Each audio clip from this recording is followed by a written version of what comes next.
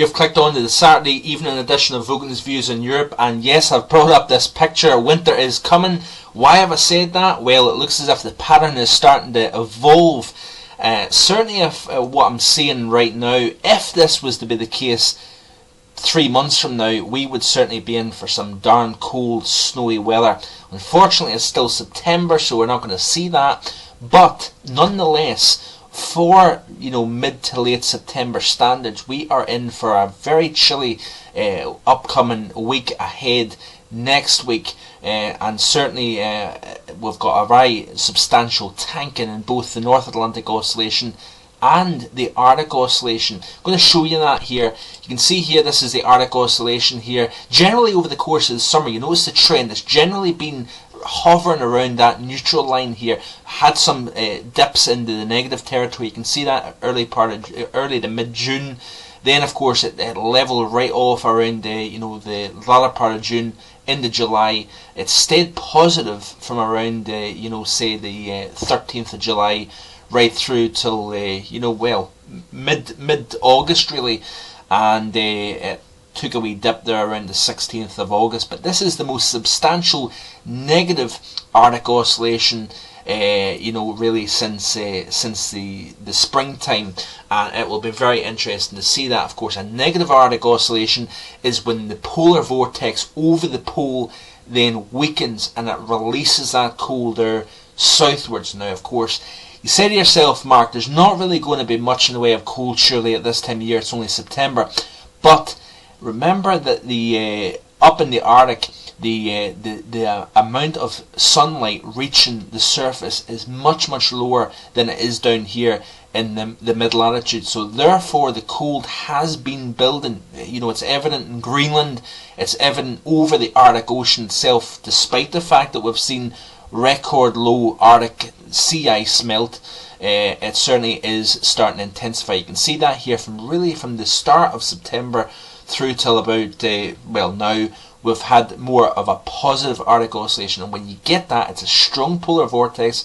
It therefore means it's going to intensify the cold pool up over that region. Is the North Atlantic Oscillation responding with that Arctic Oscillation tanking? The answer is yes. And generally over the course of the summer, it's been interesting, the NAO has generally been trending negative.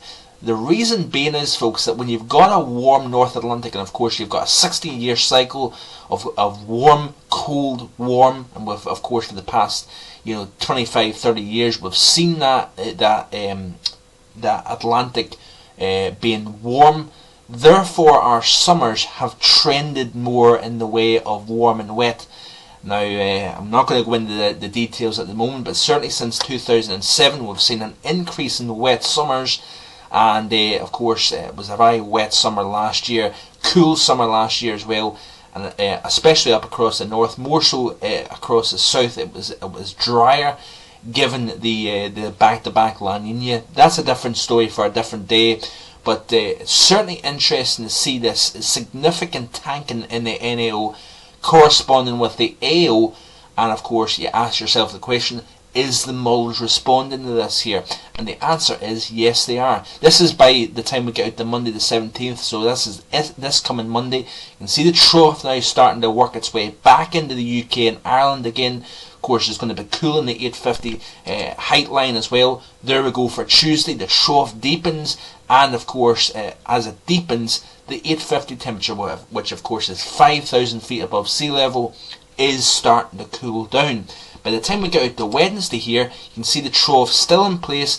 A very, very chilly northwesterly flow coming all the way down from Greenland, Iceland, where, by the way, it is darn cold up there. Very cold for this time of year up across Greenland and Iceland. Could be seeing temperatures in the coming days of minus 40 Celsius or colder up in central Greenland. And of course, when you've got northwesterly flow stemming from there, it's of course going to be a chilly one down here across the UK and Ireland. Of course, that air mass, of course, is modified greatly as it travels across the warm North Atlantic waters.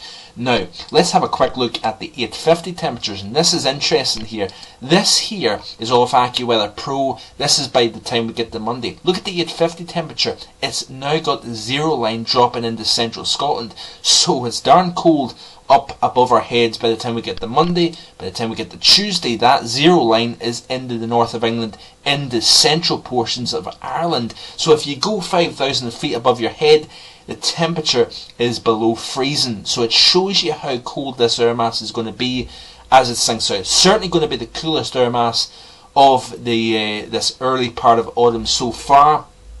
By the time we get out to the day on Wednesday, that zero line is continuing to sink southwards here. So what does that mean then? We could be talking about temperatures struggling for the first time in several months to hit 10 Celsius, for example, in Glasgow, Edinburgh, maybe even single figures up further up north. And could be talking about temperatures struggling to hit the mid-teens in London, for example.